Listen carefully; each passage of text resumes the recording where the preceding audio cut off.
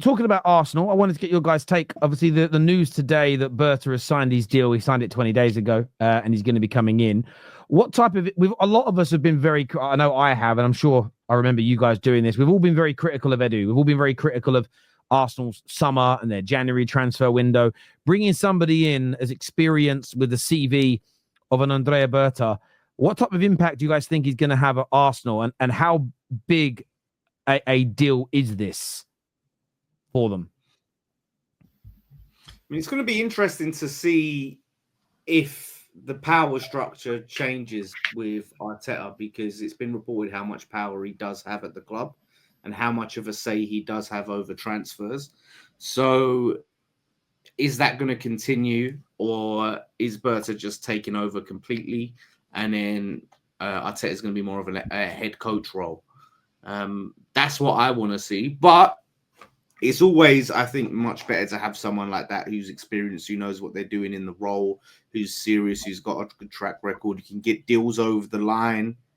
Like, there's only a positive. They just need to iron out how that relationship works, because we've seen firsthand how that can break down with the manager and the director of football. We see it under two managers with us and Tim Steidton. So, yeah, man, I'm going to be interested to see how that develops. But yeah, it can be a positive. But at the end of the day, as well, you've still got the Cronkies. Obviously, are still going to have to release the money and do what needs to be done and all of that business. Mm-hmm. No, 100%, bro. Like, it's going to be interesting, man. Especially if Arteta doesn't achieve much next season. Obviously, it's hard to like look that far ahead because we don't know what business they're going to do. But is this going to be a guy that's going to, get rid of this guy? I think he might be, bro. He's got way more clout than Arteta, way more experience than Arteta. So that would be quite interesting to see, man.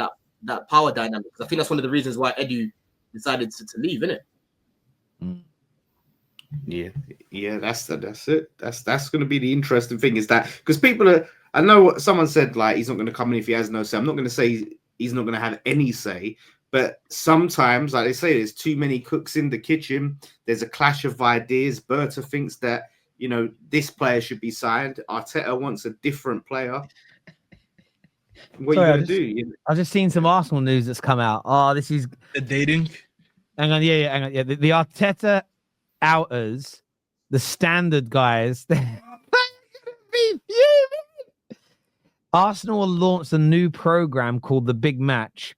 They are calling on their single supporters in the UK to apply to be part of the production, which will involve attending a blind date with a fellow Gooner at an Arsenal game. Oh my God. This club, man. This fucking club. The thing is, right? The advertising, it's like smoke with a heart. It's, do you know what, right? Part of me, do you know what? Part of me really hopes they win. Do you know why? Because I think a lot of the things they've done PR-wise are brilliant. The problem is, I feel like they need to win to justify it. To justify it. Where, for instance, if City launched this, I don't think people would care. If Real Madrid bought a dog called Win, and all the things they've done to try and create better harmony, like the anthem before the stadium, I understand everything Arsenal are doing. The problem is it gets cooked if you're not successful. Because they're doing everything but winning. I get you. I actually agree with you. You're going on a date to see the champions. Like, oh, I'm on a blind date, but I get to see I get to see a game of the champions. Oh my God, I can't wait to go. But then no, when you're going to the Emirates, you're not seeing the champions. It's awesome. They don't win shit. D Shadow says, "Come on, Terry. All clubs do stuff like this." I'm not saying Arsenal are alone in this. I'm not. I'm literally saying every club, every. What? Let's be real. He's saying every club does this. No. Stop, Lawler. Stop. This is where I want the football terrace to be a little different. Let's not be polarized. Not everyone does the dating thing, but most clubs, if not all clubs, do something that outsiders would go, that's fucking cringe, mate. Like some people would say the day you started blowing bubbles around your stadium was weird, bruv. Some people go, why would you? I know you're sorry they're blowing bubbles, but outsiders would go, why you got a bubble machine? Kids have that in the garden. Some people would look at that as okay. an example. But things like this, we call out. If I see my club do something that's a bit cringe on social media, PR wise, I understand that. I understand it, right? I understand. I don't go, every club does it. This is perfectly normal. No, I understand. And if you again, just slow down a second and talk. I get it, right? For instance, I've seen this guy. He goes to different stadiums around the country, experiencing them, and like at Leighton Orient, my brother's club, they do this thing where you get to sit by one of the corner flags in like a dugout. It's sponsored by Domino's Pizza. Really good view. And at half time, like a delivery driver on a moped arrives in the stadium and drives across the pitch and brings you a pizza. And everyone, it's cringe, right? I don't think I'd like to see Man United do it, but it's something that people pay quite a lot of money for the experience of. And the reason why I think this is important is so many of the things that Arsenal are doing, they won't say this to their fans because they don't want it to it's all about generating more money. The more money you get, the more you should be spending on players and on salary and everything else. And that's why I think I agree with Staffy. They need to win something big so that even if you don't like it and go, that's cringe, it's not for me, at least there's a means to an end, if that makes sense. And on the cringe stuff, I don't like a lot of this. I wouldn't partake. If I was single or not, I wouldn't partake if Man United were doing it. I wouldn't do the thing with the pizza. There's another club in England that has jacuzzis now on all of its corner flags. So you can sit in a jacuzzi or a hot tub watching games. Like, again, I wouldn't do that type of thing. But you also know, though, there are a lot of football fans, and there's a lot of our international football fans who don't see the appeal to do what I like doing on a football day, which is I meet my mates in the morning, we have breakfast together, and then we go to a pub, we get blind drunk, sing songs, and get pissed. There are some people, Lawless, and you'll know that being a West Ham fan, that is a football day.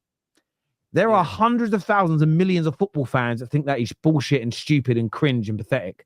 And I don't think that's the case, Terry. Mate. I do you know how that's the case because 100%. No, mate. I disagree with you. I see it in comment sections. Oh, the piss fans, the drunks, the da. There are people that don't look at that as an experience. So getting to at Man United, there are some games where the fan base says, let's get to the ground early and get the atmosphere up. But when I was going regularly, I used to drink in Sam Platts, and it was almost custom. No one left. None of what you would call like they would say they were proper fans. The top Reds, they'd probably get nicknamed today. You didn't leave the pub until 4 or 5 minutes before kickoff, and you were rushing to get into your seat beforehand. If you were in there and you sort of like, I'm leaving, and someone said, where are you off to? I'm going to the game, and it's 2:30, kickoff at 3. You get kind of like jeered as being a tourist, as an example. So my point is, though, that some people don't view it that way. Some people look at it and that's what I find with football now. And they're adding, and again, I'm not agreeing with them doing this. I'm just pointing out that the people that like the different experiences at football now, some people like to go to the mega store and go to the museum and walk through the Munich tunnel on a match day. But sort of Reds that have been going 30 years, they respect the Munich tunnel. They respect the museum. They respect the mega store and everything, but they don't participate in that as a match going experience. That isn't a match day for them. But I think we're just in a stage now where football is, right or wrong, where there are multiple types of people that go to games, and for some people that sort of social element is going to the pub. For others, it might be like, this could be a great bit of fun going on a blind date. I get to watch my team play football, and look, if you're you might go, I might even get a little bit of nookie. I can understand why this is appealing to some men. The argument that you're making, you can defend them doing anything. You could that argument of, oh, well, some people will like this and some people, you could defend any ridiculous thing. And just because, like you said, there is a means to an end and PR and things like that. But when you're doing something that is so just ridiculous and away from football, like the blind date thing, even blind dates in themselves are fucking stupid anyway, because you don't know what you're walking into. Let's just be honest. See, that's where I see it differently to you. Is I see, again, I wouldn't do it when I'm going to football. And do you know what it is? I'm thinking more about it. It's not because it's on my club's doing it and it's cringe. It's because I go to football purely to watch football. Does that make sense? I don't like, I'll have a beer with my mates, but I'm not going to the football So if I went on a first date with a woman, I wouldn't go to the cinema because you can't talk because you're in the cinema, right? Yeah. If I go to football, I'm not sitting there talking to a young lady I'm with. I'm watching the football. I'm singing. I'm having a drink. So for me, that's why I wouldn't do it. But I understand why. Therefore, it's stupid, then, isn't it? No, Because but not everyone. No. But you're being subjective. Some people aren't like that. Some people, I again, forget on being on a blind date. Some of the lads I used to go football with, they didn't watch the game. They used to spend the whole time in the Stretford end. Hear me out. The whole time in the Stretford end, facing the other way, being like an orchestrator to getting the crowd up. They didn't like watch the game forensically. So again, my point is, not everybody goes to football for the exact same reason. But when you're marketing something, Terry, you want to market to a large audience, right? You can say some people will have a date and they'll sit there and not watch the football and go, "Oh, so what's your favorite film?" Oh, it's what are they doing? I think I missed the bit when you said it, Terry. What are they doing? So they do it. It's a blind date. So you go to watch the game, but you're on a blind date while you're there. But this is what I think Arsenal are going to do. I haven't read the full thing. If Arsenal are smart, they're going to film it. But this is where Arsenal fans may watch it. The idea will be they're going to because these reality shows are popular. Do you know how many people Get Cilla Black back from the dead? Bring her back, Cilla Black. Get her to fucking host. But this is why. Listen, this is why I'm saying it's a money-making scheme, and that's why I'm not against it because it's a business idea. Do you know how popular things like Love at First Sight are and stuff? Yeah. So I know people. The point is, if you could get right, the idea is there are millions of Arsenal fans who will also like reality TV like that because there's going to be that crossover, the same as all fan bases. If Arsenal could get 50,000 fans to sign up to their TV channel just to watch this program, that's lucrative. I don't blame them for making money. The point is, and I think Staffy said it right at the beginning. They got to win something to justify all of this. Is what I'm saying. Could you imagine though? Right, put yourself in the woman's position. This could work since you're a bloke. Yeah, you get hooked up to some guy. I can't believe we're having a conversation about this. Only AJ, you're bro. wrong. Temptation Island in the Emirates. That's gonna be crazy. You get a poor woman gets matched up with this bloke, yeah. He's all sweaty. He's got bad beard. There's patches on his Arsenal shirt.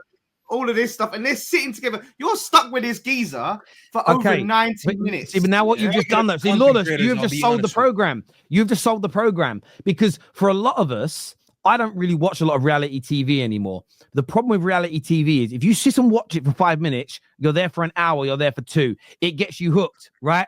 And that's but yeah, Matt, that would again, we'd all tune in. Say there was a trailer and it was this woman who looks like, I don't know, Maya Jama, and she ends up having to sit with Matt from the football terrace for like 3 hours. We are all going to watch it. And this is where Arsenal are trying. I know, but poor Maya Jama lookalike. What about her? What about her feelings? But Arsenal don't care because it will be compelling viewing and hilarious and cringe. And Arsenal are doing it to make people pay money to watch it, I would assume, right? And that is all I'm saying here. All of these things they have done, from dogs, the anthem, all of it, whether people like it or not, is a way of trying to get a feel-good factor at the club to make the fans spend more money. That's all it's about. Let's be blunt. I know you're taking the piss. You're saying dogs. I know you're taking the piss. No. The thing, like again, as I say, I am on the side of the fans. Like on a subjective level, I'm with the fans that say cut this bullshit and go, no, let's just stick to the football. But if I'm being objective and I'm looking at this from a commercial angle, I get why clubs, right down from the delivery driver at halftime, the jacuzzis, the blind dates, the stadium tours, the skywalks, Man United are gonna do some mad stuff with this new stadium. I get why they do it because their aim is to try and increase the revenues as much as they can. The only time I'd have a real issue with it is if the clubs wouldn't spend. What I would say to the Gooners that hate all their PR is you're also the same people that say, and generating the money, that say we've spent 750 million and not won enough. Well, part of the reason you've been able to spend so much money that you actually complain you think's been wasted is because you're generating the income this way. So, I just think that fans have to understand why these things are being done. Some also will think, and I understand this train of thought, they're doing it to distract from not winning anything. I just disagree. I think they're doing it to try and raise more money. The Bachelor, but with Wembley knockouts, and the winner goes on a date. Can you imagine? That's KJ writing I that. know he's married, but imagine a gal being on that. That would be amazing. Like, I would tune in just to watch a gal. Do you know who I'd like to watch again? I mean this with respect because he's married. I'm just meaning from the dynamic of them as people, right? Someone. No, actually, they're both singles. That's better. Matt and that Bella, that OnlyFans Arsenal fan Bella. I was thinking of that too. Yeah. Like them two together on a date, just because obviously I don't think Matt's ever kissed a woman. It would just be hilarious. If we see the trailer for that, and Arsenal Football Club say you all have to go on their website and pay $5.99 to watch it, we are all paying to watch it because it's compelling, and that's what Listen, I'll do a live reaction to it. Yeah, it would happen. Today. What is going on? I know.